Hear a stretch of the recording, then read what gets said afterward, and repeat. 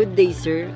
My name is Alcius Jandintag from 3 Alpha. So, I will discuss the violation of probation condition, which is na napunta sa akin is yung section 47 concept. So, basahin ko lang. A probationer's specific act and or omissions constitutive of a violation of probation's conditions set forth in the original, modified, or revised probation order shall be reported to the trial court, taking into account the totality of the facts and surrounding circumstances and all possible areas of considerations. So, sinasabi lang naman dito sa section 47, which is yung concept. So, sinasabi dyan kung paano i-report ng isang petitioner yung na nakabreak ng rules ng probation. So, paano nga ba? So, 'di ba, if daw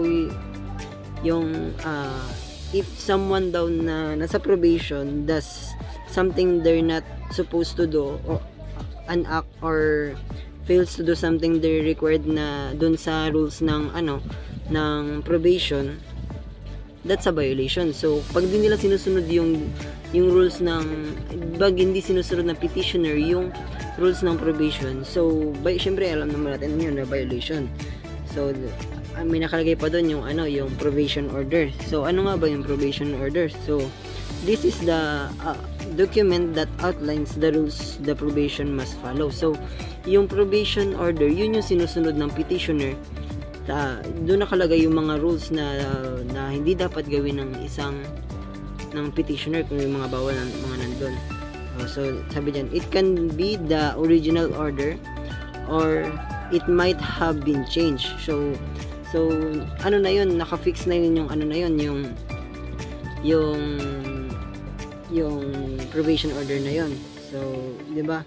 Sabi din doon, report to the trial court. So, 'di ba, if a probationer breaks the rules, kunwari na-break na ng petitioner yung rules na yun, so kailangan niyang sabihin sa court yung about doon, and dapat daw yung report na yun should include the important details about the violation. Kung kunwari kung ano nagawa niya, kunwari for example, 'di ba, may sa probation may jurisdiction lang na kung hanggang saan lang dapat yung isang petitioner, na dapat halos lahat ng galaw niya is ipapaalam niya sa court. So, may isa pa doon yung totality of facts. So, sabi doon, the report daw should consider everything that happened, not just the violation itself. So, this includes the reasons why the probationer might have broken the rules. Siyempre, 'di ba? Kailangan sabihin ng isang petitioner kung bakit niya na-break yung rules na yun, at saka dapat sabihin niya lahat ng mga details kung bakit niya na-break yung rules na yun.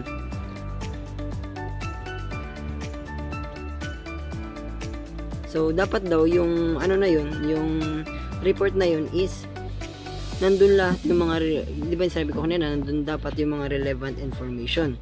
So, in short, sinasabi lang naman dito na pag na-break ng isang petitioner yung rules ng probation, so kailangan sabihin niya sa trial court kung bakit, and dapat daw the